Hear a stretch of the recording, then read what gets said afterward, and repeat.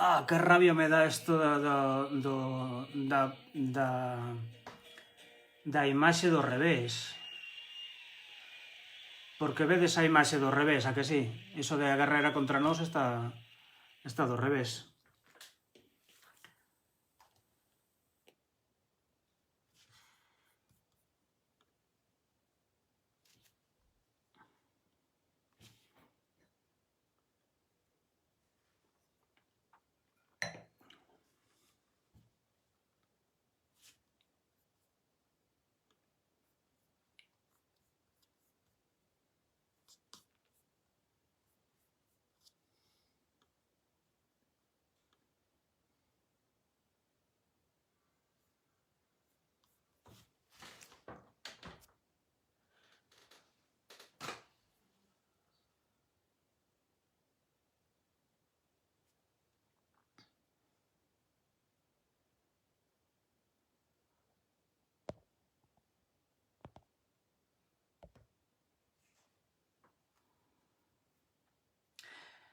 Bueno, entón, se estás aí, maniféstate.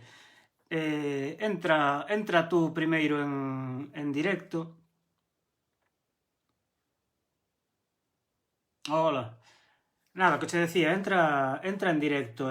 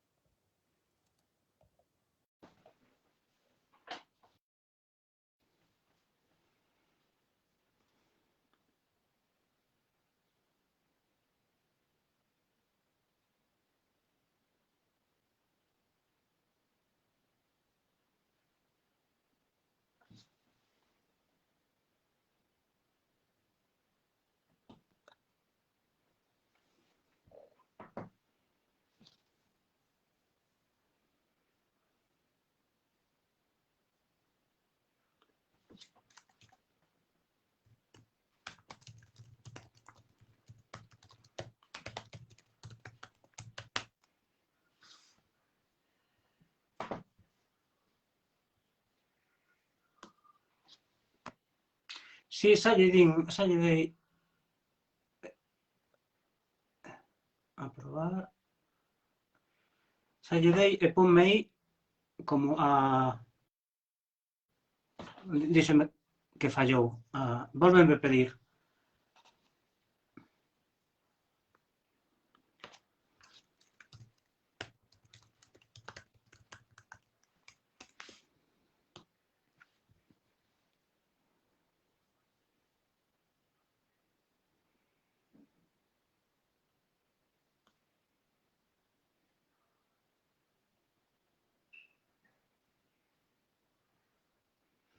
Boa tarde de novo a Carmen.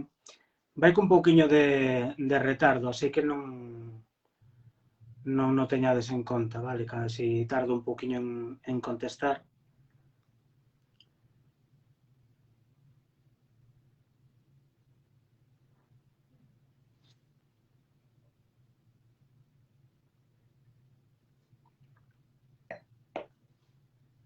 Antón, volve facer a petición de entrar en directo.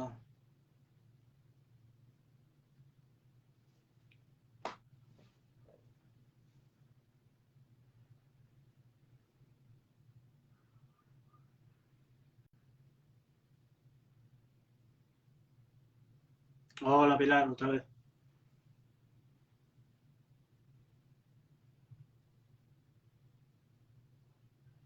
A ver se o Antón pode facer a solicitude para entrar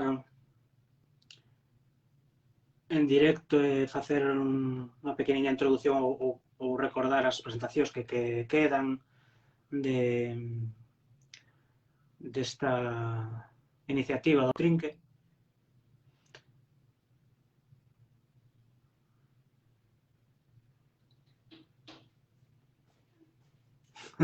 Hola outra vez a todas. Ben, vou ir falando a ver se o Antón pode en algún momento facer a petición para entrar en vídeo. Xenial. E se non, vou falando eu. A ver se vai entrando tamén xente, que teñamos a 20 e pico persoas e non vin mal antes. Foi baixando, claro. Supoño que a xente ten que refrescar a pantalla e volver a entrar. Bueno, vos ideme dicindo, xa digo, levo un poquinho de retardo isto, entón, dende que falo eu ata que escoitades vos, pasan uns segundos, vale? Boas, Carlos. Benvidos. Hola, Roberto, boa tarde, benvida.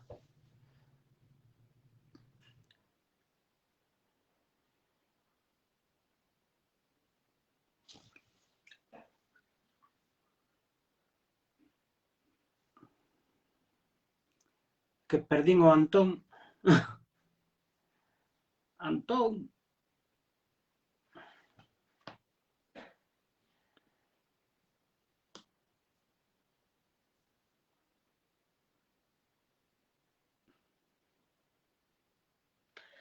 Ben, se vos parece,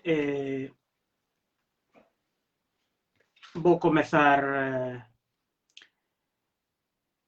lendo un par de poemas e despois vou poñer tamén algunhas cancións, algúns temas que para min teñen moita relación.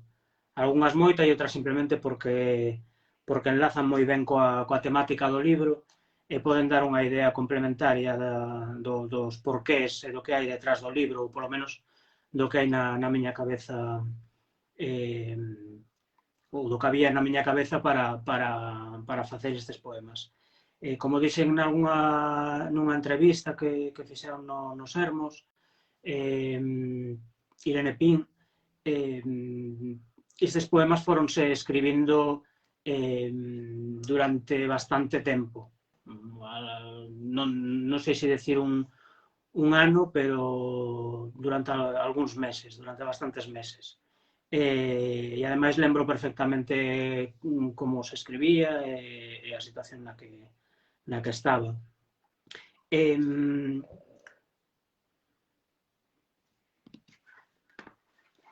Bueno, decía que vou intercalar música. Vou empezar a ler algún poema. Se vos parece, agora que creo que xa... xa pediu varias veces, pois non me chegan. Xa o sinto, pero a ver... Bueno, acabo de dar a probar, a ver se sai en algún momento. Se entras e estou lendo, esperas a que acabe. E se non estou lendo xa, ou estou falando, pois cortasme. Se vos parece, vou empezar lendo bueno, un par de poemas, o primeiro e o segundo do libro. Para quen non lestes, pois aquí vai como comeza a guerra era contra nós. A primeira parte titúlase A Guerra. E este é o primeiro poema. Estámonos afacendo a isto. Vimos de medirnos a febre e tomarlle as medidas á alcoba do inferno. Temos a lista de mobles e un carpinteiro apalabrado, os pecados catalogados e un receitario de sal, xofre, mazás acedas e varios atallos como punto de partida. Coñecemos as palabras inmaculadas, as que seccionan a cabeza do demo ao seren pronunciadas, pero gardámolas para outra batalla, unha que sexa nosa.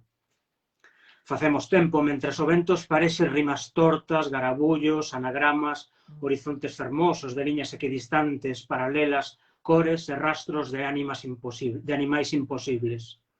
Examinamos, coa calma que dá inmortalidade, contornos, cheiros e pelames confusos, ferramentas dunha pulcritude obscena, imposibles de vender na feira ou seren arsenal útil.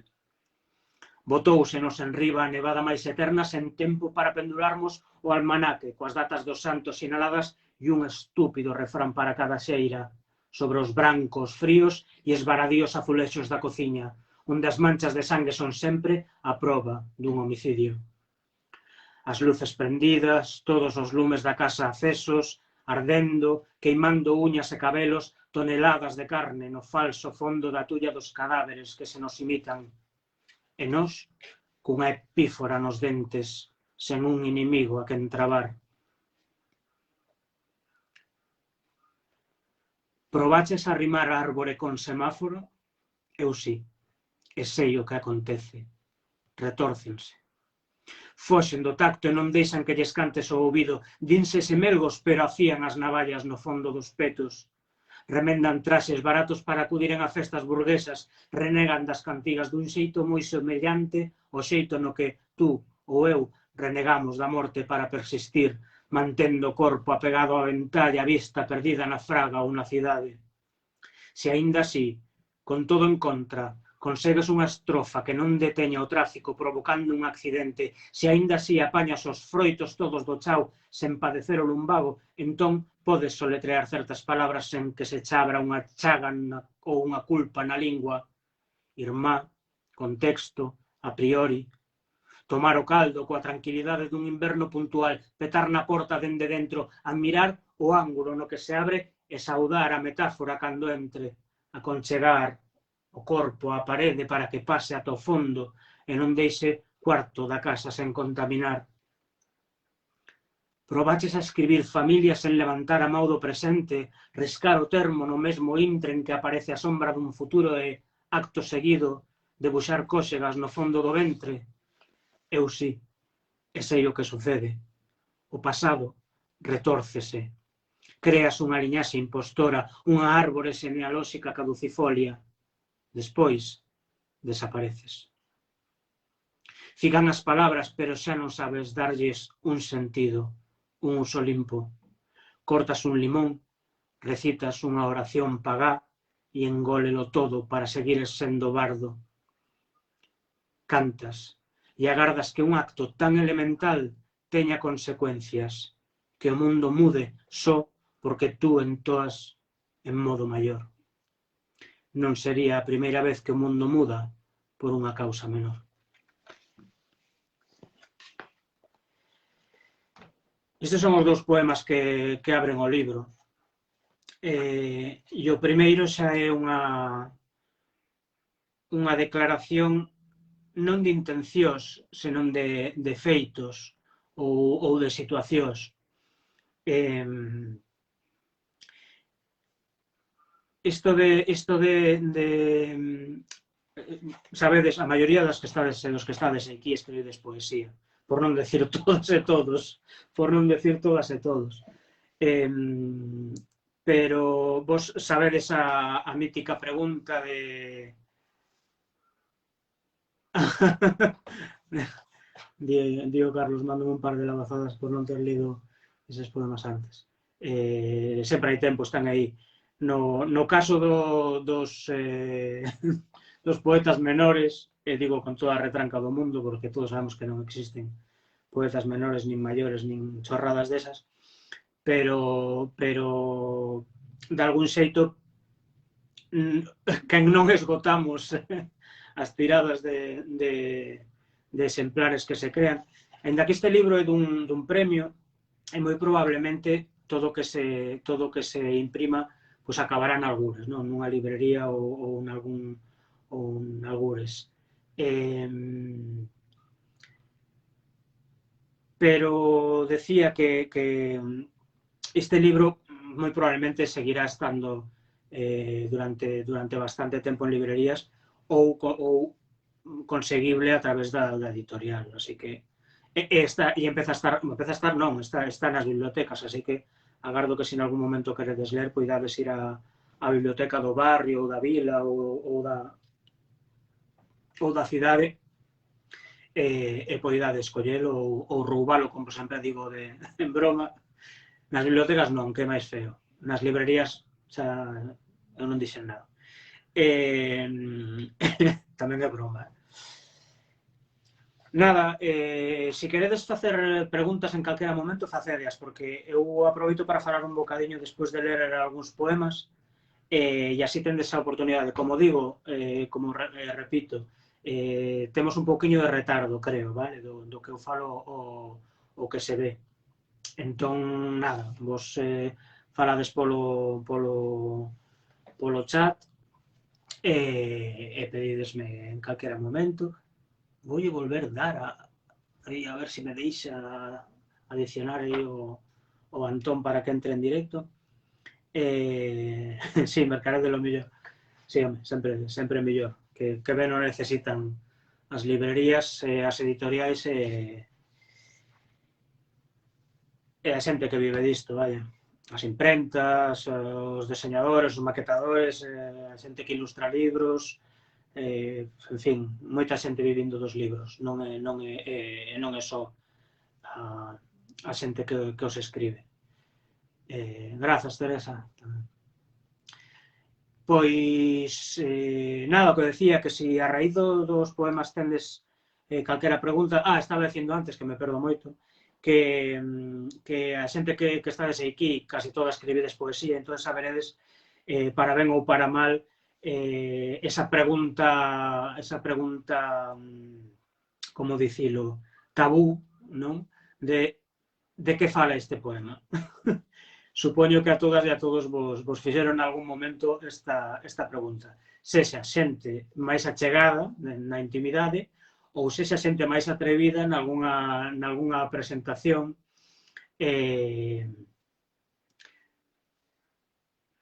directamente, non? Sen ningún pudor, oi, explícame de que fala ese poema, non? Ben, pois, aínda que non é a intención nunca explicar os poemas, entre outras cosas, porque eu creo que o poeta tampouco pode explicar en realidade o poema ao 100%. Eu creo que se ven a todas e a todos nos aprenderon a poesía e a literatura, bueno, que temos unha idade polo menos, non? Que creo que aí andamos a maioría, non todos, pero a maioría. A todos recordamos as clases de literatura, non deben explicarse, certo? Sí, non vou explicar os poemas, pero sí que vou falar un pouquiño do que hai detrás dos poemas, das sensacións, das ideas, das denuncias que hai detrás dos poemas. Decía que moitas das que estamos aquí aprenderonos a poesía e a literatura en xeral, analizando casi verso por verso o que significaba o patio andaluz, pois significaba isto porque vivir ali ou porque nacer ali, etcétera, etcétera, non? É que eu recordo, que teño esa imaxe tan viva, non? De escoitar explicar a poesía desa maneira que visto dende agora é horrible. E ben, eu digo moi de coña o tema de que vai ese poema, pero sí que algúns apuntamentos que fixen cando relín o poema para facer esta especie de presentación faladoiro, que me gustaría que fose máis faladoiro que presentación, pois se fixen algúns apuntamentos.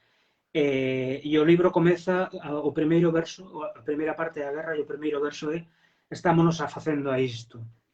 E por eso decía que é unha declaración da situación, de situacións, non de intencións, senón de situación. Estámonos afacendo a isto, estámonos afacendo a moitísimas cousas. E agora non todos temos unha idade, algunhas máis. Nada, decía que estámonos afacendo a demasiadas cousas. E vaya por diante que non quero falar da pandemia. Xa falei dela dicindo isto, pero non me dá a gana. Non quero dicir, non me dá a gana, pero non por fuxir da situación, sino porque, primeiro, este poemario non falaba dela, e porque non quero que se fagan interpretacións a posteriori sobre cousas das que non fala o poema, non? Pero xa antes da pandemia xa nos estábamos afacendo a demasiadas cousas, a moitas cousas que, e diso vai o libro, que eran guerras contra nós, non? Ataques dende todas as bandas, na cuestión social, na cuestión do feminismo, na cuestión dos dereitos laborais, dende a cultura, dende moitísimos ambientes. Carai, temos aquí un Jefferson, o Jefferson Leite Costa, dende o Brasil. Benvido. Decía que eso, que nos estamos afacendo a todo, e dende aí partiu o intento de denunciar moitas cousas. Despois, pois, algúns apuntamentos que tomei como palabras, pois, coñecemos as palabras inmaculadas, as que seccionan a cabeza do demo, seren pronunciadas, pero agardámonos para outra batalla, unha que sexa nosa. Sabemos como se resolven os conflitos ou como se resolveron históricamente.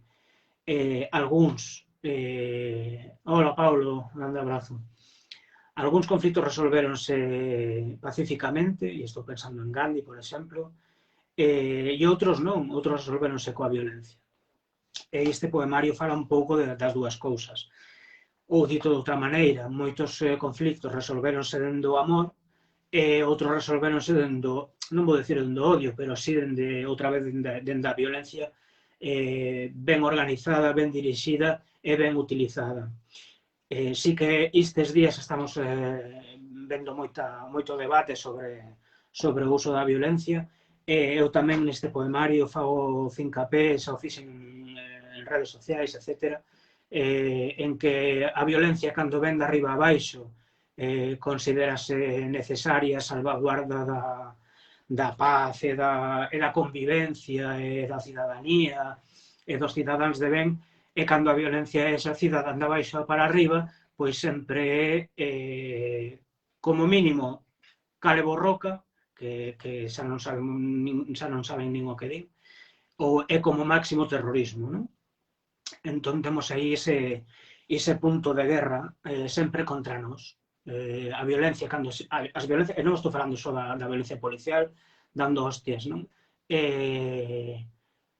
Estou falando da violencia económica, da pobreza enerxética, que non deixa de ser violencia das empresas que dominan as enerxías contra a poboación máis vulnerable. Non toda esa violencia que sabemos que está aí, que exercen contra nós, e da que ninguén nos defende. Pero cando o pobo sae e utiliza legítimamente, para min, pero aínda que sexa ilexítimamente, a violencia para contrarrestar as outras violencias, sempre é terrorismo. E diso falan moitos dos versos, non? E despois, dentro dese buscar a loita máis construtiva, o que poida dar nalgún resultado, pois aí é onde se ve realmente a organización do pobo, non? Se se organizan ben, como fixo Gandhi dende o pacifismo, pois teñen resultados. E se organizan ben dende a violencia, como fixeron os Panteras Negras en Estados Unidos, ou como fixo Mandela, non? Agora ise home de paz, incluso para Albert Rivera, un ignorante, saberá moito de outras cosas, pero un ignorante que era capaz de estar chamando terroristas a xente que protestaba nas rúas con un certo grau de violencia necesaria, vou dicir eu, estaba recordando o pacifismo de Mandela, cando Mandela fora considerado durante moito tempo un terrorista pola CIA e polo seu propio país, Sudáfrica, e por medio mundo, non? Pero agora é un gran home de paz, pero no seu momento era un terrorista. O tempo sempre pon cousas no seu lugar. Albert Rivera, por exemplo, o tempo puxo no seu lugar. Xa está lá.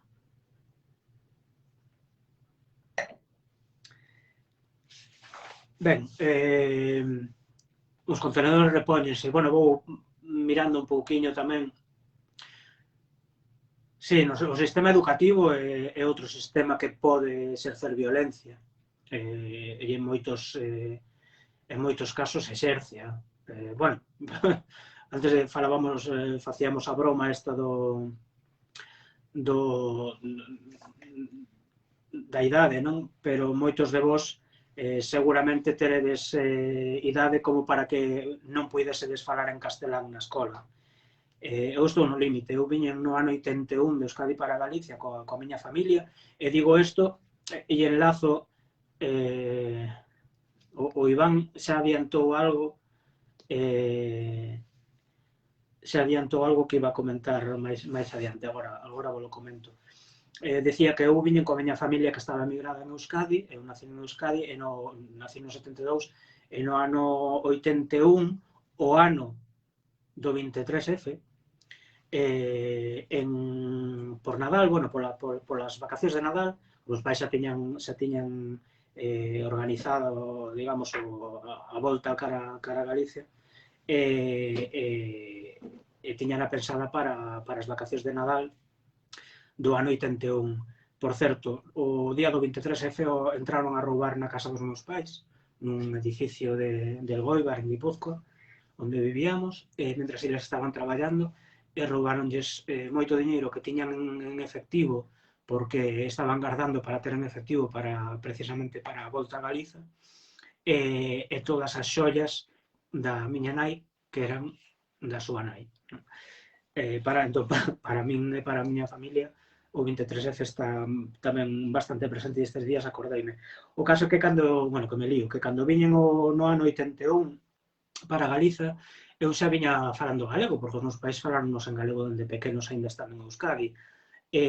Algo que debería facer avergoñar a moita xente que aínda estando en Galicia falan en castelán a súa prole, non a cativada, e incluso xente chamada ou autonomeada nacionalista e galeguista, non?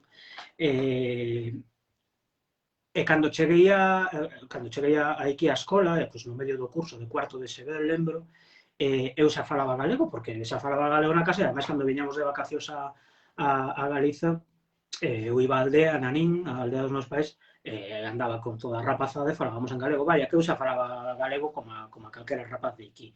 Estaba moi orgulloso. O primeiro día na escola, cando me chamaron ao encenado por primeira vez Doña Remedios, pois eu contestei en galego, e xa me meteron a primeira hostia, non? A primeira violencia. Dixeronme literalmente, e isto cando se di, a xente pensa que non pasaba, no meu caso foi literal. A mí háblame en cristiano, non?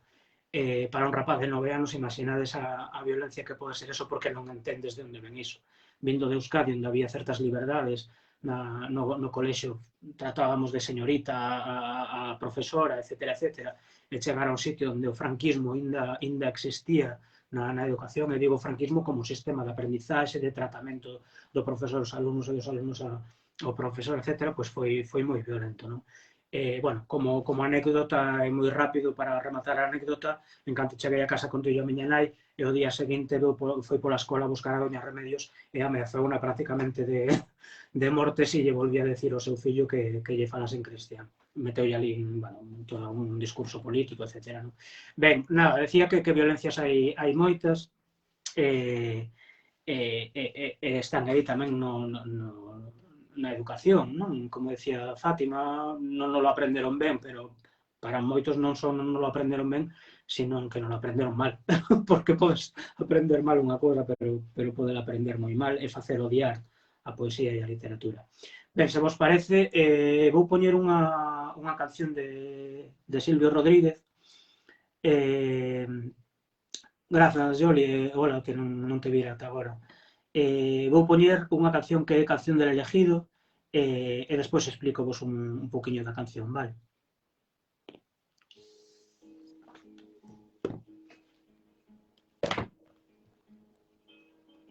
Siempre que se hace una historia, se habla de un viejo y un niño de sí. Pero mi historia es difícil, no voy a hablarles de un hombre común. Haré la historia de un ser de otro mundo, de un animal de galaxia. Es una historia que tiene que ver con el curso de la Vía Láctea. Es una historia enterrada, es sobre un ser de la nada.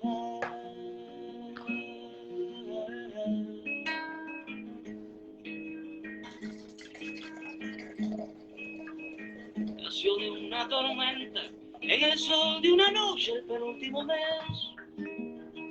Fue de planeta en planeta, buscando agua potable. Quizás buscando la vida, buscando la muerte, eso nunca se sabe. Quizás buscando siluetas o algo semejante que fuera adorable, o por lo menos querible, besable, amable.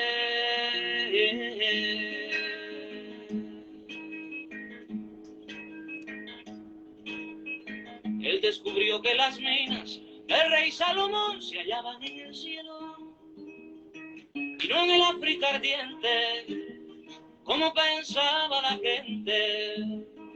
Pero las piedras son frías y le interesaban calor y alegrías. Las joyas no tenían alma, solo eran espejos, colores brillantes. Y al fin bajó hacia la guerra, perdón, quise decir a la tierra.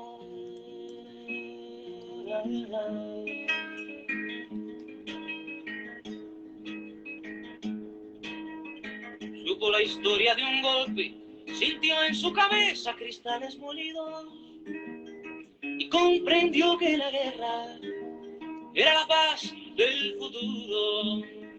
Lo más terrible se aprende enseguida y lo hermoso nos cuesta la vida. La última vez la vi entre humo y metralla, contento y desnudo, iba matando canallas con su cañón de futuro. Iba matando canallas con su cañón de futuro.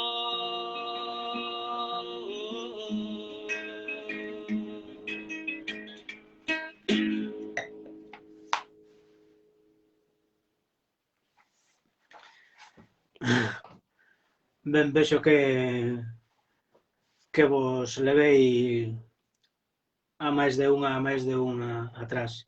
Silvio Rodríguez é alguén a quen voltar sempre para escoitar as súas cancións. Nunha época na que tanta música en inglés se escoita, a verdade é que escoitar cancións que entendemos polo menos sin facer un esforzo para min, vaya, para escoitar e andar a buscar as letras, etc. Xa é moito, pero que Silvio Rodríguez é que, vamos, sí, para chorar pero de emoción, non de tristura tampouco, porque ten cancións, como ben sabedes, combativas. De feito, ele foi un home combativo, estuvo en todos os bandos, porque como aquela persoa como aquel galego en Madrid, que sempre é galego en Madrid e madrileño en Galicia, pois o Silvio estuvo amado e odiado, non, pola revolución. Ben, esa é outra historia. Menos Dylan e máis Silvio, así tamén, sobre todo cando Dylan foi a la cantarlle o Papa, para min foi un shock bastante grande. A Loreto contanos tamén a súa experiencia aí co galego. Sí, bueno, ainda siguen a insultar, a chamar a xente nacionalista e comunista. Bueno, de comunista é o insulto do ano, non? En fin. Nada, se vos parece, leo vos outro par de poemas e seguimos falando. Nada, vou elixir por aquí. Bueno, un poema sobre o mesmo que de todo o libro, pero un bocadiño tamén de ecoloxismo mesturado con loita, porque a ecolóxica é outra guerra, o cambio climático e o aquecemento do planeta é outra das guerras que están a librar contra nós. Ainda que esta guerra é un pouco curiosa, porque esta en concreto están a librando contra eles mesmos. Están loitando, están facendo unha guerra contra o planeta pensando que non lles afecta a eles. Claro que afecta. Sí que é certo que eles pensan máis a curto prazo e saben que eles están no privilexio de vivir como Dios, aínda destrozando o planeta. Evidentemente moito amor pola súa descendencia non deben ter, porque senón non actuarían así. Pero o poder e a cobiza económica e de poder son tan fortes que non lles dá para pensar, non lles dá para pensar o que están facendo. Entón, un par de poemas, bueno, un poema agora e outro epílogo do libro, que é a última parte, na que fago máis fincapé nesa parte quizás ecoloxista, que cada vez tamén me interesa máis como persoa e como poeta, e vai este poema.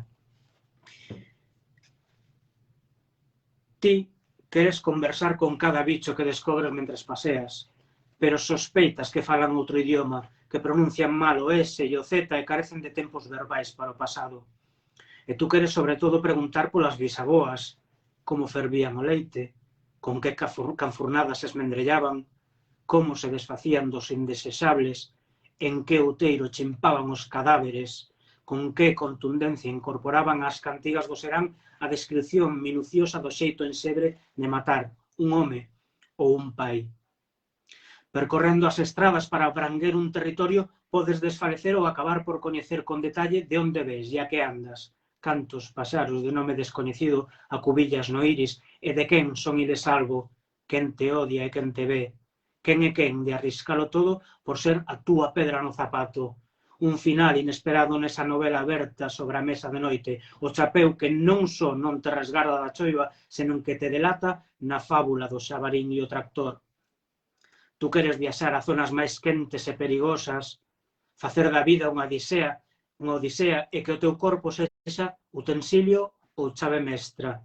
Doar anacos da túa pel para que outras tribos comprometan o destino, queimar o testamento para que o futuro se resinta e nazan homes vós nas áreas limítrofes da túa isoglosa, no adro da igrexa onde se trafica con doses adulteradas de moral.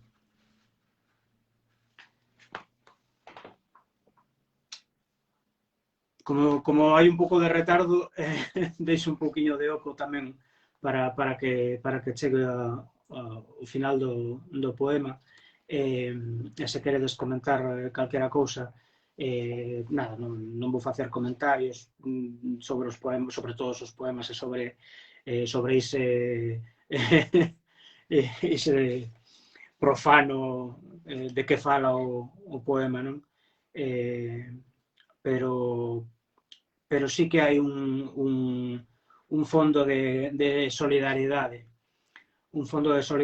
con esas outras tribos, que non é literal. Cando digo outras tribos, refírome a outras zonas do planeta, non?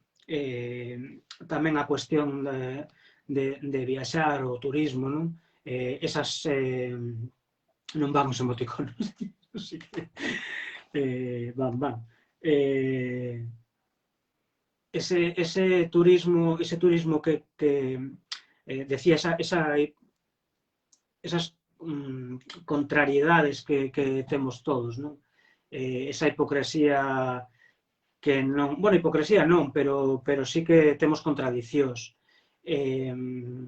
Queremos preservar o planeta, sabemos que viaxar desgasta o planeta, sabémolo, pero tamén queremos coñecer outras partes do mundo, queremos coñecer outras culturas, queremos estar ali, temos ese afán por saber e por coñecer de primeira mão, un afán lícito, porque ademais dá moita rabia pensar que sempre son os mesmos os que poden ir onde queren, cando queren, como queren, non? Pero, ben, sí que é unha cousa para, polo menos, reflexionar e para... Di Andrea, non me faga sentir mal. Non, se eu tamén me sinto mal. Síntome mal porque bueno, pois ir lonxe ten unhas consecuencias, ou igual que comprar online e que che traian a casa ten unhas consecuencias. Estamos condenados a vivir nas contradicións, estamos condenados. Non se trata de intentar ser o máis coherentes e o máis puros posibles, sino de intentar rebaixar o máximo posible dentro das posibilidades de cada quen pois esa pegada maligna para o planeta, igual que con todo, igual que coas persoas, non? Ninguén somos anxos, pero si facemos un pequeno esforzo por tentar minimizar a dor que lle podamos facer a outras persoas, pois xa é moito. En ese camiño creo que andamos, que polo menos reflexionamos, non? Vou poñer outra canción, se vos parece, un pouco máis heavy, e seguimos coa poesía, e ide pensando preguntas ou calquera cosa que poidades entrar, que poidades facer, vale? Calquera cosa que queirades preguntar.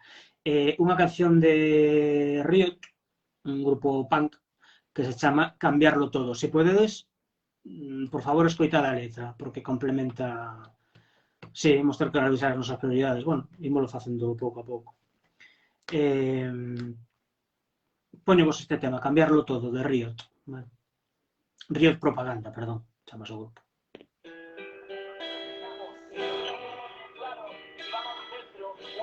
Nuestros corazones, y que vamos a pelearlo, y que vamos a defenderlo, y que vamos a hacer todo lo posible, que nos vamos a dejar la piel por defenderlo en las calles, por defenderlo en las plazas, en nuestras facultades, en nuestros lugares de trabajo, con nuestra gente, con nuestros compañeros, con los estudiantes, con los trabajadores y con las trabajadoras que están en huelga, con todas y cada una de las personas que no bajan la cabeza ante este futuro de miseria que están sembrando. Hablamos de un Airbus, llama cerca de las Corpus, venimos a prenderle fuego a tu core del Opus Magnanimous. Criminales de guerra, el MI5 nos vigila cuando tocamos en Inglaterra. Nos quieren domesticar y será en vano. En este mundo sin certeza tenemos la fuerza. Como rey en Star Wars, y de propaganda mal parido. Un golpe de hielos, escupa a tu dios, a tus náuticos. Vengo a por el oro como el tiburón de Baltimore. Vampiros contra licántropos y pueblo contra oligarquía. Oyes los cánticos, es la multitud enfurecida que pelea por salir del lodo. Quieren pan, quieren rosas, quieren vida. Caperucita se ha follado al lobo. Nos dejaste sin nada y ahora lo queremos todo. ¡Quiero ver! ¡Quiero ver! La calle ardiendo, la gente en pie. Pelear por ellos y por su futuro. Quiero ver, quiero ver. La nueva aurora amanece.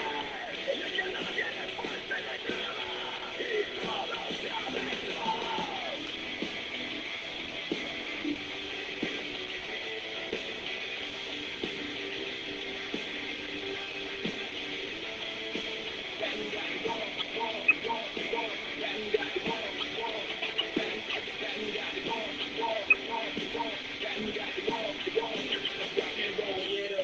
La victoria la quiero sin peros, que persigan a banqueros y mediavanteros. Quiero que el obrero viva feliz al fin y deje de sufrir por el puto dinero.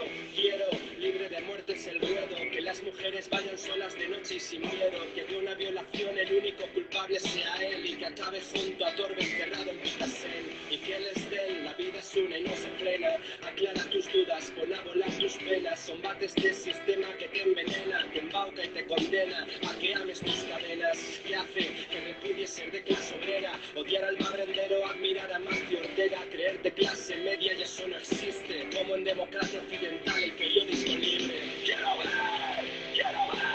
el viejamundo caer y caer. Esa obra de barrer su legado, cambiarlo todo.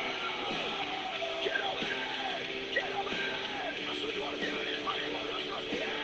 Pero que pueblos no pierdan sus ojos, sueño con ellos. Volveremos a pisar las calles, soñaremos un mundo mejor. Alzaremos los puños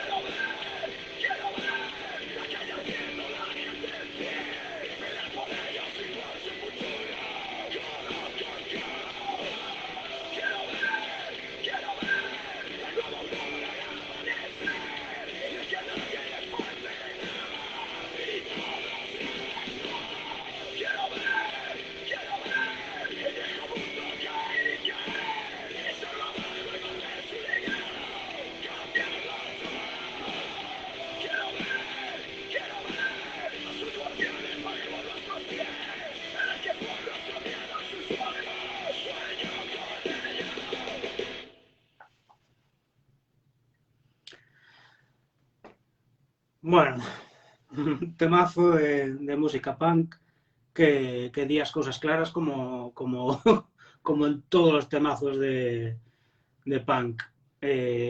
Unha cousa que tiña o punk é que non tes que andar a pensar de que fala este poema, non? Facendo un pouco de retranca. As letras do punk son directas e falan as cousas moi claras. Falaba aí de Bush e de Aznar naquele momento, non?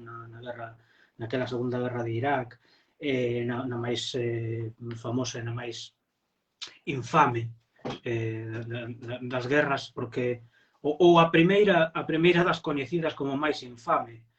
Se todas as guerras son infames, a de Irak foi a primeira que foi públicamente infame, porque, iba a decir medio mundo, pero case todo o mundo sabía que estaba baseada nunha mentira, e permitiuse, bueno, non permitiuse, aí está as poucas posibilidades que ten o pobo, non? Pero imagino que lembraredes que foi unha das razóns polas que máis xente saiu á rúa nas manifestacións, non?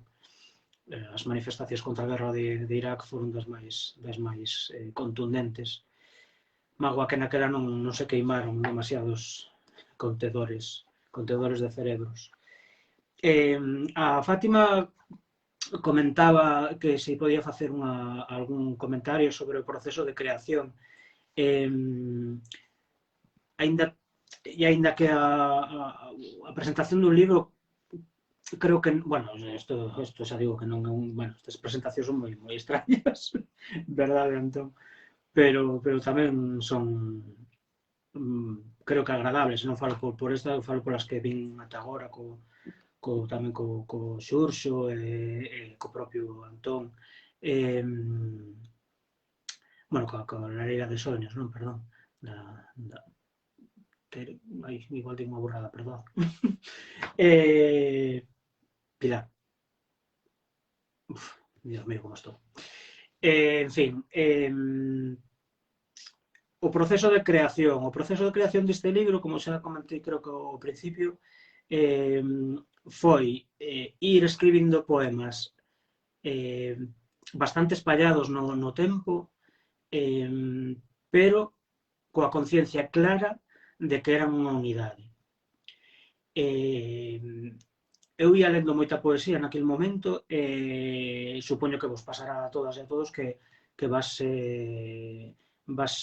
lendo poemas e o cerebro faiche un clac e sentes que nace unha idea, que tes algo que escribir, non por plagio nin por copia, senón porque che salta unha idea, porque para min, bueno, quen negue que lle xurden ideas para escribir lendo, non só me parece que minta, sino que me parece unha aberración. Eu creo que a mellor excusa para ter ideas para escribir é ler. E a mellor maneira de aprender a ler, de aprender a escribir, tamén é ler. Entón, é unha cousa que se retroalimenta, é un círculo vicioso, non? De ler, escribir, ler, queres ler máis, queres seguir a Pilar Ríos, era Pilar.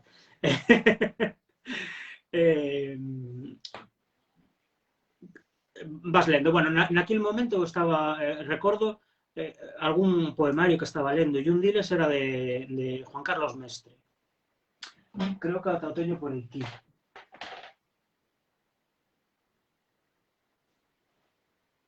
Creo que é este. Sí, mirad.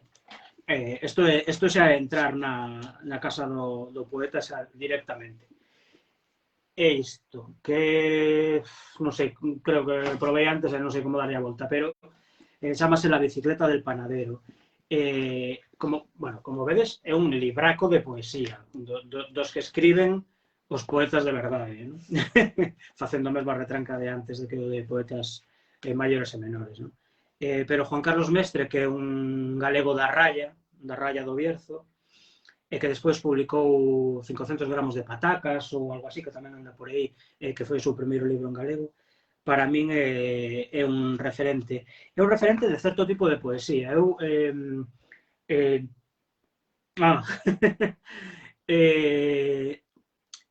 eu leo diferentes tipos de poesía.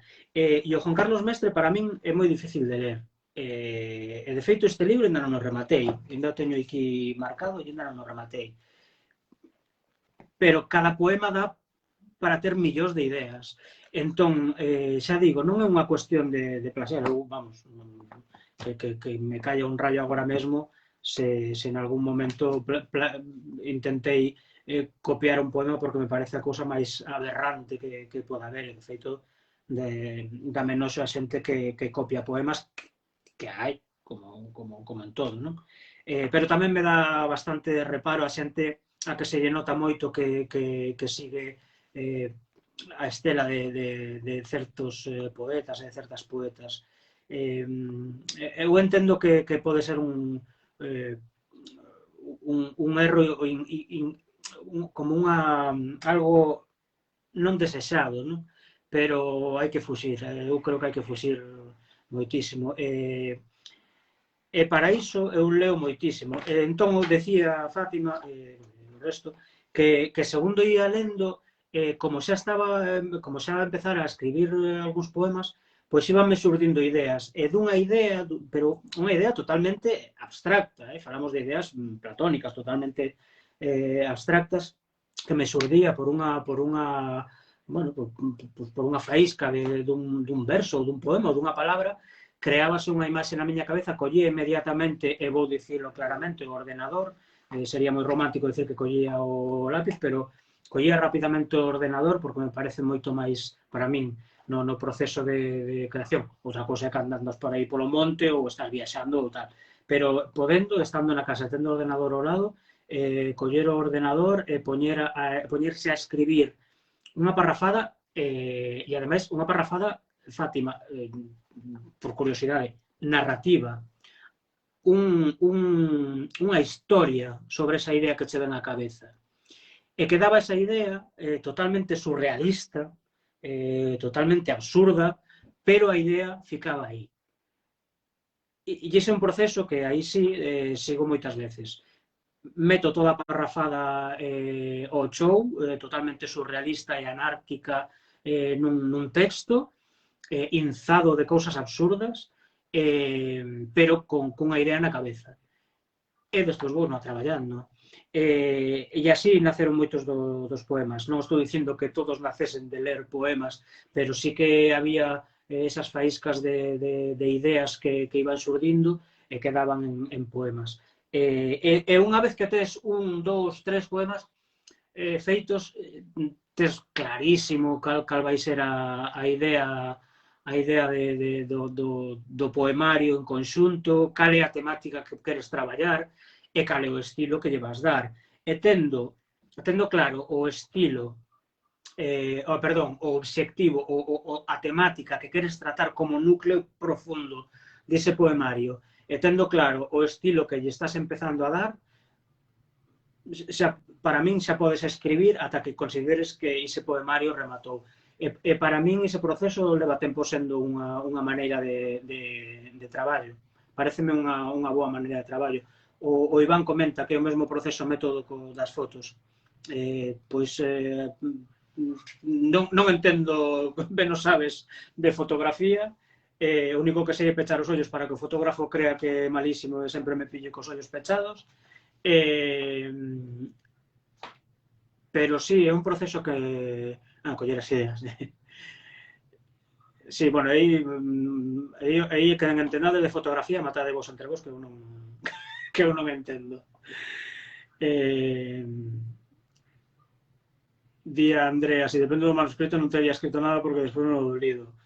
Sí, a min pásame bastante. Si queredes como curiosidade, xa que entrades na miña casa, isto é unha das libretas, a típica libreta na que se apuntan cousas. Creo que vos podo achegar ata o límite a libreta sen medo a que me copiedes nada. Porque sí, Andrea, nesas estamos todos e todas. estos son apuntamentos para escribir. Vale. Como vos decía antes, unha cousa é que se estou na casa e podo coller o ordenador, collo o ordenador porque me é máis cómodo, porque tamén traballo con ordenadores e, polo tanto, teño a mau rota, como din, traducindo literalmente do catalán, tenila matrancada, ¿no? Teño a mau rota xa de escribir no ordenador, entón é máis fácil ordenar as ideas tamén dentro do ordenador. Pero non me parece, vamos, a mí non me parece para tirarse dos pelos. Ai, es un poeta que escribe no ordenador. E os poetas que graban audios para despois recordar as cousas. Que fuerte, non escriben con lápiz e libretas, non? En fin. Nada, Fátima. É iso, cada quen ten un proceso de creación e cada poemario e cada poema ten un proceso de creación. Pero a min este proceso, esta maneira, encántame. E a verdade é que a levo moi ben. Cando se sabedes veredes a artrose que fai cos bolis. Tamén é certo. Pero, bueno, eso supoño que tamén pasará cos teclados. Pero, bueno, igual non tanto, non é verdade, sí. O tema de aprexar o bolígrafo, etc. Bueno, eu, para ir rematando cos poemas e ca música, que ainda por aí se tal, outro temazo, pois vou vos ler 2 poemas seguidos e despois remato co epílogo, se vos parece.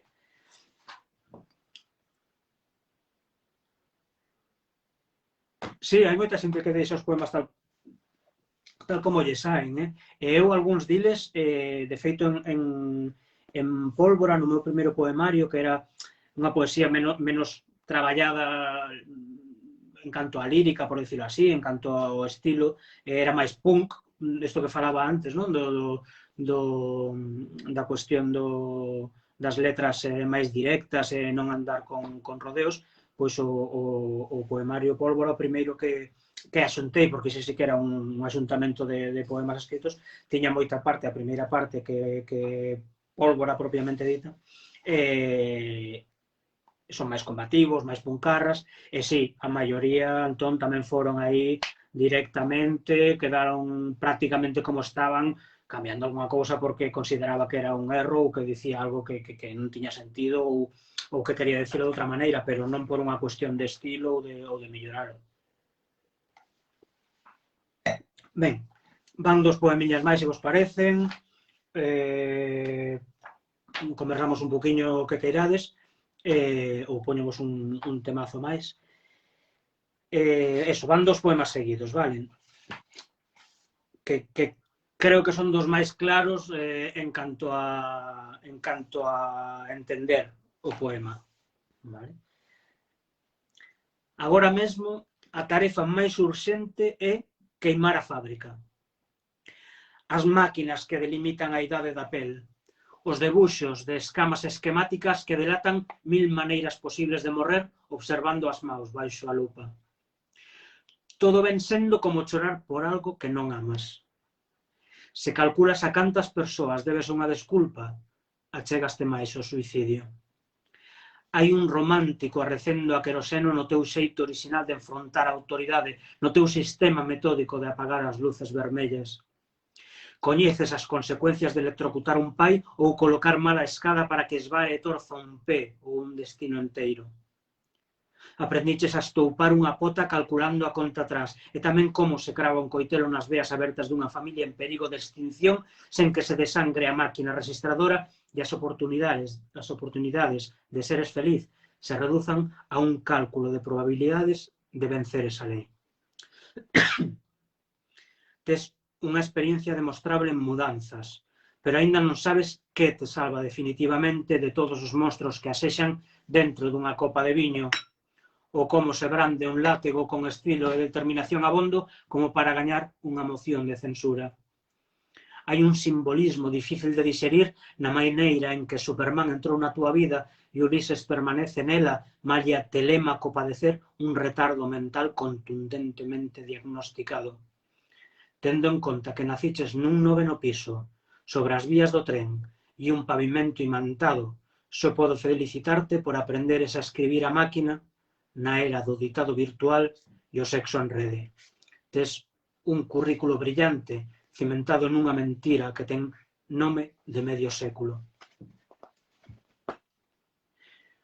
O milagre é tronzar as noces coa ollada perdida no incendio e que non chore de fame a aldea inteira perdendo orgullo, curar as trabadas das pulgas facendo cruces coas uñas no pedrullo, entoar os cantares dun pobo que se resiste a atravesar o lume polo propio pé, ir a pé feito, visitar as meigas e os seus proxenetas, pagar o autobús con moedas de estaño do diámetro da boca dun morto, coñecer o peso do morto, o idioma do morto, o futuro do morto, os pesadelos do morto, o nome do morto, o prezo dun cadaleito que non levantase sospeitas e todo o que deixou de gozar para poder pagalo, xurar en voz baixa e envolver pedras con retallos de sabas inseminadas, berrar a poriles e empreñar de abellas un batallón de mercenarios para que o mel sexa o único alimento da utopía que está por vencer. Ise é o milagre.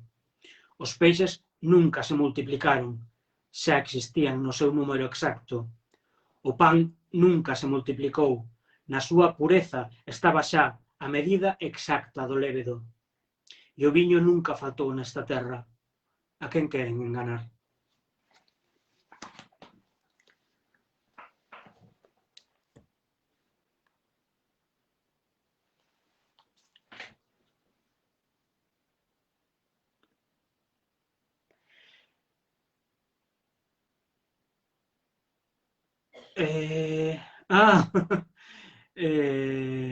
A ver, perdoade que vou ir para arriba nos comentarios.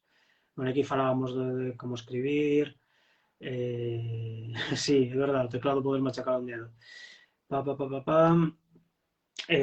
O Liste, o Xosé Vázquez Liste, di non digas que non entendes de fotografía, lembro un blog, ainda existe, chamase blogeada, congeada, blogeada.daira.eu. E aí están, hai tempo que non actualizo, creo, pero hai bastantes poemas que podedes ler aí. Home, hai fotografías boas, pero son esas fotografías que tiras co móvil, que un pouco de boa sorte, pois é un bo móvil. Bueno, que iba a entrar outra vez no tema do móvil e o mal que fai o planeta de termos móvil e os hipócritas que somos, non? É o primeiro, digo. En fin. Sí, hai boas fotografías aí, pero son fotografías que tirando co móvil, pois de vez en cando se ha hecho unha boa, retocan un pouquiño e son moi impresionan, pero non. Digamos que teño gusto para a fotografía, pero outra cousa é ser fotógrafo e facer boas fotos. Grazas, Luz, alégrome de que che gustase. Ou por aquí, di a Yoli, eu son imprevisible na escrita, e é maravilloso, efectivamente, sí. É a loucura de escribir, non? A tolemia de estar a escribir en calquera momento, en calquera situación, que facer despois con iso, como mesturalo, como queimar poemas, como crear outros a partir de queimalos. O Xulio Pardo de Neira fai unha referencia. Sí, ten un rasaigo psicoanalítico, tes moi bo ollo. A imaxe do pai electrocutado non deixa de ser a imaxe de matar o pai. O Xulio, o pouco que o coñezo, teño claro que é unha persoa cunha inteligencia nomeable.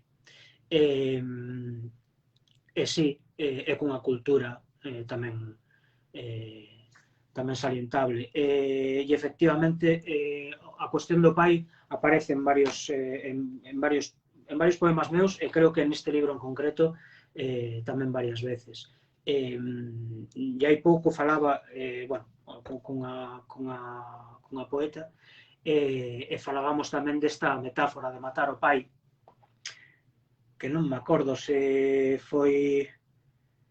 non quero nin meter a chanca nin darme de erudito, porque como non me acordo quen foi o primeiro que falou da metáfora de matar o pai, pois non me acordo e xa está. Buscámoslo despois en internet. Pero sí, matar o pai non é só matar o pai familiar, tamén hai referencias á familia no libro. Non é só a cuestión, evidentemente non é unha cuestión literal, senón non sería psicoanalítica, pero sí que é matar a autoridade e rebelarse contra o que temos por sagrado. E diso hai moito tamén no libro. E de feito, o último poema dos dous que acabo de ler tamén fala de rebelarse contra a autoridade. Eu, independentemente, con todo respeto, eu son dunha familia cristiá e ainda non apostatei porque sempre o dixo para mañá, pero non porque non teña claro que se fose primeiro un botón, outro galo cantaría para a xente que está dada de alta na lista de cristiáns, non?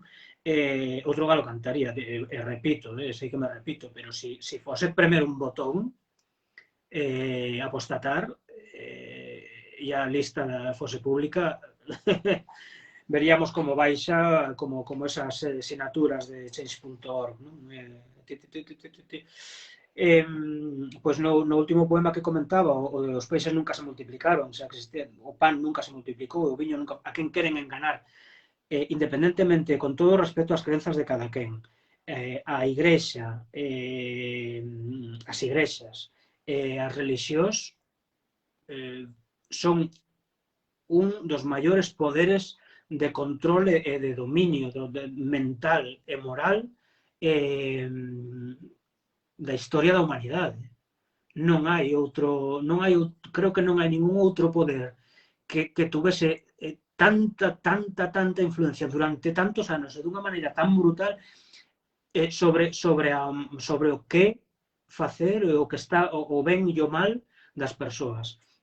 Entón, ese matar o pai é matar calquera tipo de apego coa autoridade dende ese respecto case sagrado, non? Ese respecto que lle temos ao pai, que é sagrado, e cando desligas desa dependencia, cando desligas dese cordón umbilical, siénteste máis libre. E ves o mundo de outra maneira. Pois sí, matar o pai e matar toda a autoridade sagrada, e perder o respecto que falta fai, non? Perder o respecto a quen non o merece, sobre todo. Non sei se me liei a falar, estaba falando de outra cousa.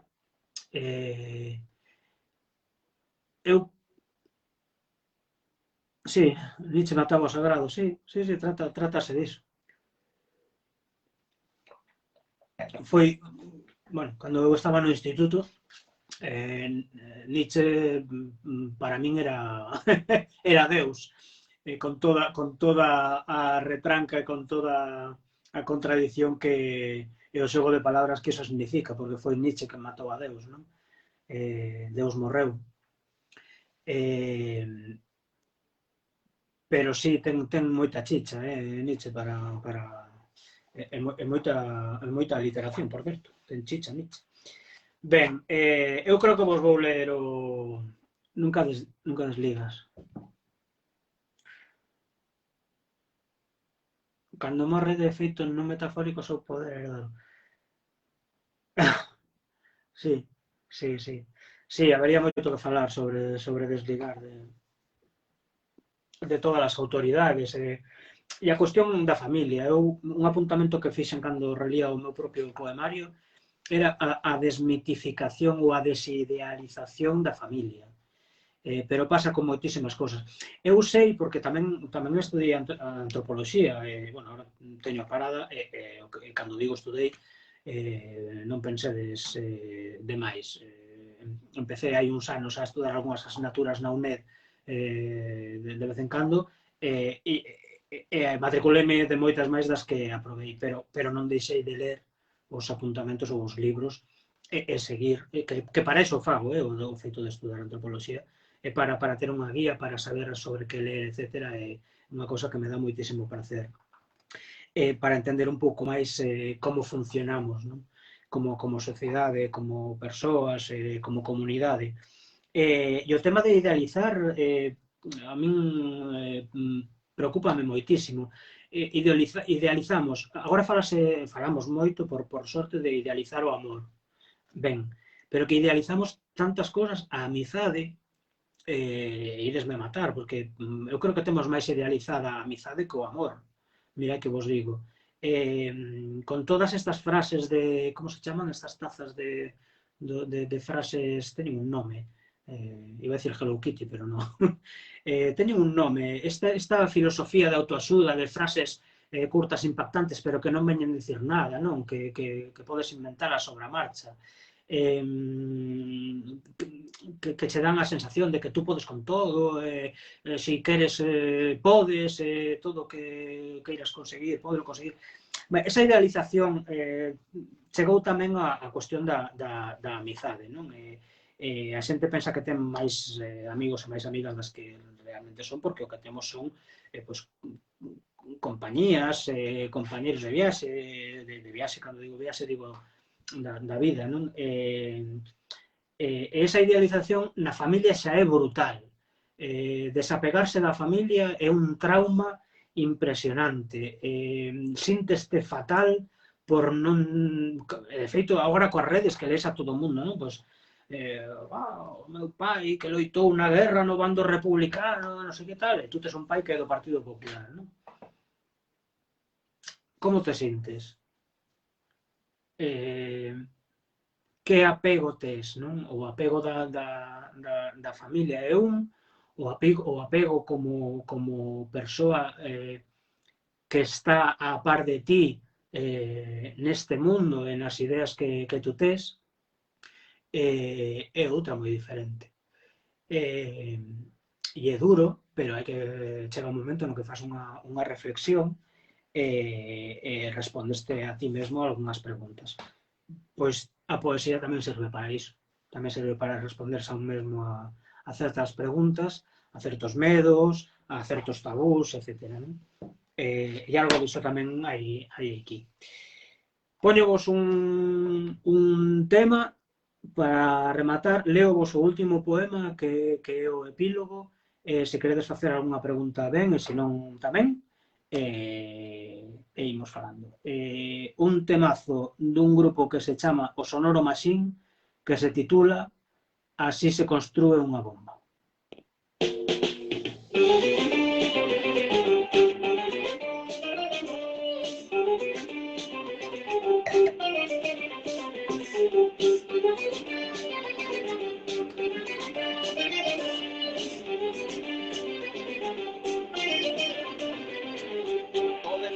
Da casa e deixarte na rúa, poden botarte do curro sen ningunha razón, poden facerche vivir nunha lista de espera baixo presión,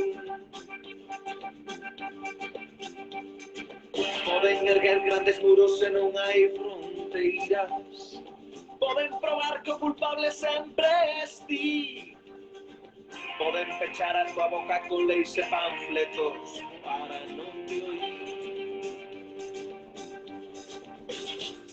Así se construye unha bomba. Así se construye unha bomba. Así se construye unha bomba. Así se construye unha bomba.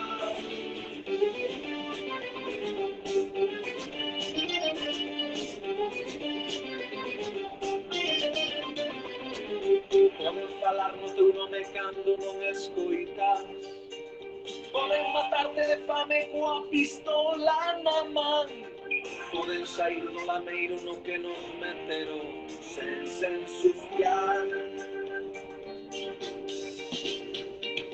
poden mandarte pra guerra ou enviarcha pra casa, e con poder a tua vida non deixarte finar.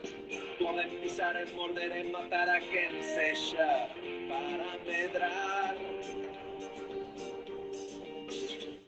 Así se construye unha bomba.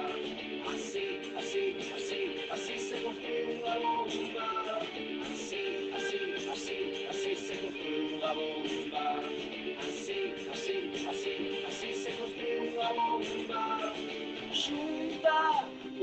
ves con xeito, é que estou pé no peito, rachando coa prisión.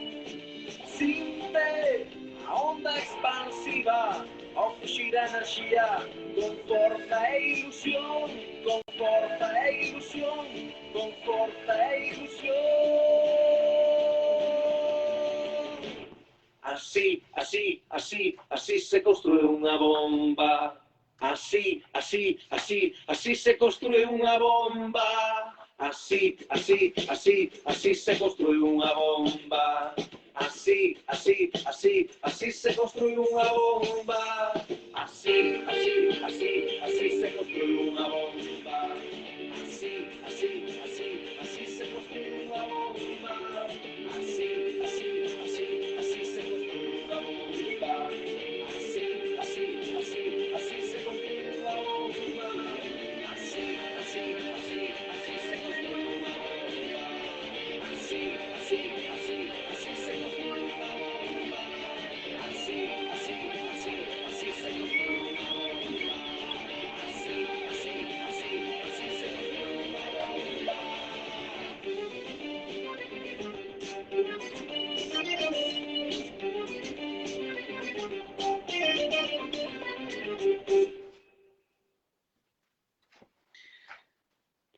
Pois, un temazo, así se construe unha bomba. Sabedes por onde van os tiros, nunca mellor dito. Na música, pois así, se tendes algunha dúbida, tamén vedes por onde vai unha parte, polo menos, do poemario. O Sonoro Machine, Andrea, pois vas flipar. Bueno, de feito, sí que os escoitaches, seguro. Sí que os escoitaches, porque se coñeces a canción do Licor do Negro Café, a versión que coñeces é a de La Matumbá, que é o grupo anterior ao Sonoro Machine. E se vas ao San Benití, a versión que coñeces tamén é a de, non sei, non sei se era xa o Sonoro Machine ou La Matumbá, pero era, bueno, o Ico polo menos, que o cantante estaba aí tamén, sí. Nada, vou volver un momentiño antes de ler o último poema ao que dixo o Iván, que deu por aí, non sei se vos quedastes, se pillastes ese spoiler, pero sí, quería comentarlo neste momento porque creo que non o dixen nunca. É verdade que este poemario, Pólvora, que foi o primeiro, que está en castelán e está en galego e en castelán, está en galego, pero traducino mesmo o castelán, editeino cunha editorial que se chama La Vorágine, que son de Santander, que son uns colegas que, bueno, que teñen unha editorial totalmente alternativa, pero, bueno, horizontal, de base, que non gañan nada, sen tener unha librería brutal. Se ides por Santander, por favor, buscade ou preguntade por La Vorágine. Eu coñecinos a raíz dos encontros de poesía de Voces del Extremo, que tamén vos invito a coñecer e a buscar información. Aí está Antonio Orihuela, un dos referentes na poesía social, crítica, combativa, etc., da península, e que está na Fundación Juan Ramón Jiménez tamén. Non sei se agora mesmo é o presidente, pero bueno. En todo caso, neste poemario, Pólvora, no que hai, como decía, unha parte moi importante de poemas máis cañeros, máis combativos e máis directos, está o poema que o Iván antes comentou, porque ele ben o sabe, Terceira Guerra Mundial. Terceira Guerra Mundial é o poema do que xorde o título de A guerra era contra nós. Entón, se vos parece, vou volo ler, e ao final ides ver de onde provén A guerra era contra nós. Terceira Guerra Mundial. Amenceu un día, derrubaran as torres xemelgas en Nova York, alguén dixo que a Terceira Guerra Mundial estaba aquí. E nos dixemos, xa seremos felices mañá, amor. Hoxe debemos temer. Amenceu un novo día. Invadiran Irak, Irán, Siria, Libia, Palestina, bombardeaban inocentes. Alguén dixo que a Terceira Guerra Mundial estaba cerca e nos pensamos, xa nos amaremos mañá, amor. Hoxe temos que agocharnos. Amenceu aínda outro día, as reservas de petróleo e o Dow Jones facían temer o peor e alguén dixo que a Terceira Guerra Mundial estaba a chegar e nos dixemos, xa gozaremos da vida mañá, amor. Hoxe debemos botarnos a tremer. Volveu saír o sol, a banca deixara de gañar, ou iso dicían. Alguén dixo que a maior crise mundial chegara e que a Terceira Guerra Mundial estaba cerca e nos dixemos, xa brindaremos mañá, amor. Hoxe toca apertar o cinturón ata nos aforcar. Un día, xa non lembramos cando, amenceu o día máis gris das nosas vidas. Decatámonos de que a Terceira Guerra Mundial xa había tempo que comezara. Era contra nós. Disparaban medo, ametralladas intermitentes e vencían iles. Ese é o poema, un dos poemas que máis orgulloso estou de escribir e que facía referencia a outras guerras máis pasadas, era no 2018. Bueno, ese poema fora escrito antes xa. E iso, as guerras que sempre son contra nós e van vencendo iles. Van vencendo iles. E vai habendo sempre algunha outra Terceira Guerra Mundial que chega para que non acabemos nin de ser felices nin de tomar as rendas da revolta, non? E de aí provén o título do poemario. Ben, pois remato, se vos parece, léndovos o epílogo do libro. Na poesía non hai spoiler, non hai final feliz. Bueno, son 4 minutiños, teño que ir anotado, porque como os lía en moitos sitios, pois ás veces tens que saber canto dura. Son 4 minutillos, así vos parece. Se queredes facer calquera pregunta, ideas facendo por aquí, ou vexo despois, contestoas, pero xa nos imos despedindo, vale? Ben, vai o epílogo. Deste non vou explicar nada, así que estade atentas e atentos e a ver que vos parece. Cando os sicarios queimaron o bosque todo nas batidas salvaxes á procura dos escarabellos que aínda sabían asubiar, nos xa deramos a voz de alarma. Lembrades? Aprendemos de cor os seus nomes cos seus simétricos apelidos e os algoritmos que se agochan tras o número de filamentos nas súas extremidades cansas de acariñarnos por trás das orellas sen que nunca chegásemos a comprender aquela linguaxe baseada no tacto. Pero tamén aprendemos a lanzar pedras contra os escudos de policarbonato, facer buratiños dunha redondez perfecta, case romántica, por onde citar os ollos do terror ou o seu número de placa. E preguntarlle se deixou o gas aberto ou que almorzan os seus fillos antes de saíren á rúa ou se podería xurar que non escollen ladrón cando xogan cos fillos do mestre, da médica de familia, do asasino do sexto.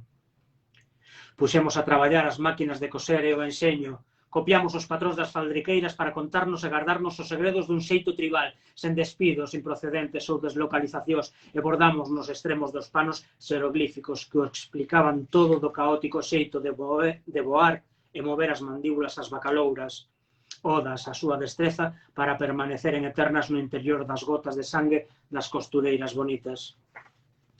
Bailamos e cantamos como a quen inventa a chuvia, para que as vindeiras xeracións non esquecesen canto e como doe ser feliz, e ficamos afónicas de tanto poñer o grito no ceo, isto é, aturuxar. E as maus sobre o ventre facendo a figa para desviar as olladas, os disparos e toda a atención cara a outros sexos que fosen culpables e opacos. Cando os sicarios entraron polo portelo no seu intento de devastalo todo por enésima vez, perseguindo as formigas que ficaran na retagarda, nos xa queimaramos o cemiterio e os nosos mortos para que a historia non se lanzase pornográfica sobre iles. Xa prenderamos lume a morte amarrada a un castiñeiro seco para retardarmos o seu avance, porque sabemos das obscenas fantasías que lles produce a súa beleza. Nos estudamos as enciclopedias e os tratados de alquimia, resgamos uniformes e fabricamos pistolas con pinzas de tender a roupa, reservamos mesa nos restaurantes máis caros e luxosos e degustamos o menú con sobremesa incluída que se serven todas as bodas forzadas de Occidente antes de escachar a louza e as copas contra o mármore e marchar sin pagar, sen presa e coa cabeza ben alta e a ollada desafiante. Nos trucamos os motores rebaixando ao mínimo a potencia do arrolo, abrimos portas, ventás e caixas fortes para deixar entrar as chinchas que habían sustituir temporalmente as montañas de diñeiro e os libros de contas, onde superávit e deflación forman parte da nomenclatura dun belido xeito de enfermar. E elas fixeron o resto co seu fedor e a súa velencia para soprar burbullas inmóviles de sabrón e cables da luz con forma de soga. Os sicarios viñeron polos escarabellos e as formigas porque facían alarde dun curioso dominio da métrica e un absoluto desprezo sen parangón pola equidistancia. Pero nós adorábamos as formas que nos precederan e dominábamos a flexibilidade do diafragma para contermos a respiración tan só en casos de extrema necesidade. E o resto do tempo partirmos granadas explosivas como noces ou ovos coa forza da fame e a potencia das frieiras. Cúmprense hoxe 3000 anos da fin da última guerra, cando soubemos que amar un irmão era odiar todos os soldados e aprendemos a exercer, en resposta á violencia, un amor que, ademais de crear universos paralelos, pode tamén defendernos dun furacán ou matar e despezar un predador, se é preciso. O amor debe, ante todo, gorecer os amantes, protexelos do exterminio.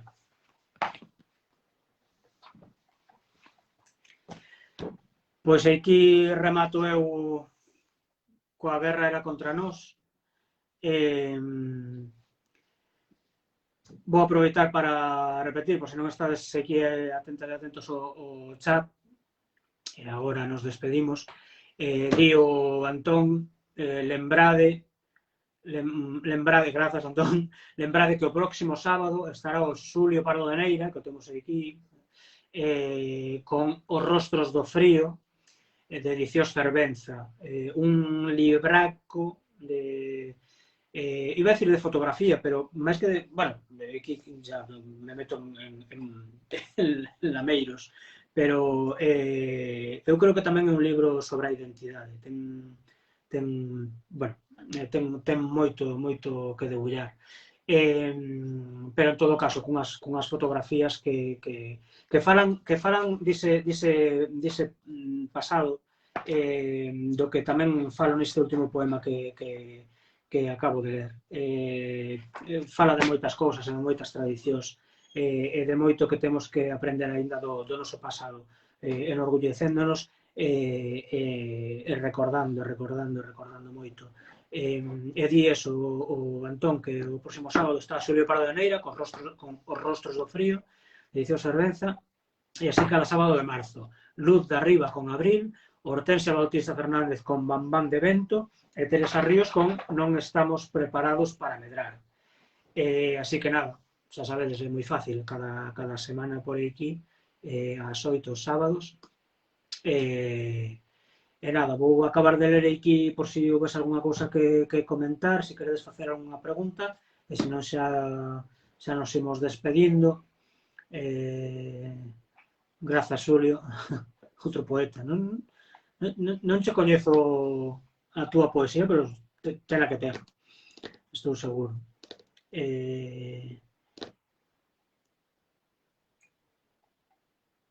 Grazas, Jefferson, por aí. Bueno, moitísimas grazas.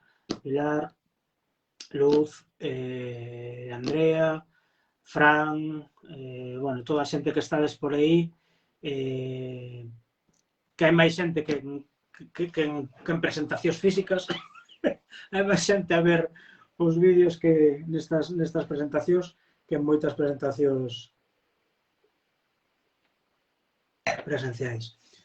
Moitísimos parabéns a Antón e a toda a xente que está detrás deste traballo de Os Vilares, Lareira de Soños, bueno, perdón, de nova poesía guitirica, poesía de base, que moito fai falla. Moitísimas grazas. Aperta tamén, Iván, ata que nos deixen beber ese viño en directo. Pois temos que ver iso do mapa por cores, que ao mellor, se te descoidas, ainda podemos achegarnos a algún sitio por aí. O Xulio, pois sae, porque seguro que tes moito e moi bo que dicir. Nada, moitísimas grazas, Antón, moitísimas grazas Nova Poesía Guitirica, moitísimas grazas a todas e todos os que estades aquí. Calquera cousa, estamos nas redes, facedme chegar calquera consulta, calquera proposta, calquera petición o que precisedes, de verdade.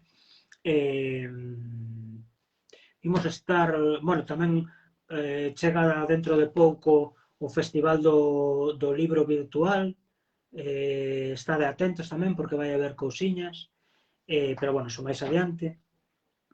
Ímonos vendo, non sei, a ver se nos soltan pronto, pero xa non as autoridades, sino os virus.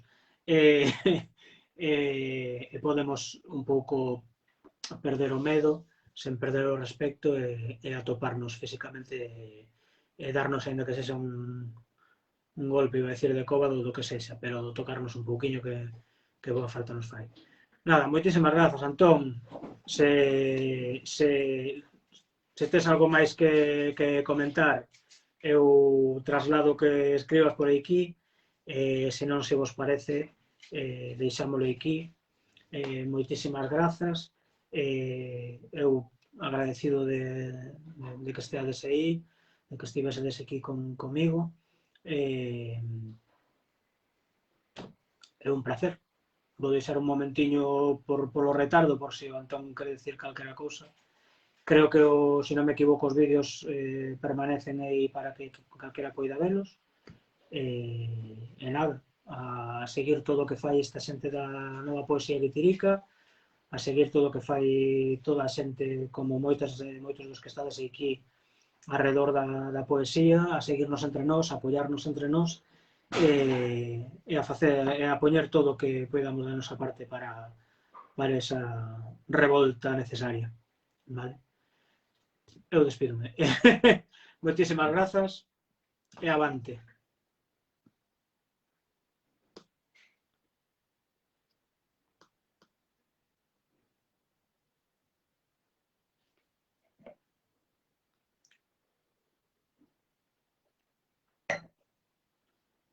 E o 12 e 13 de xuño, primeiro Festival de Poesía Guitirica.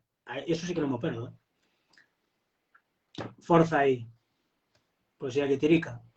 12 e 13 de xuño. Anotade aí nas axendas.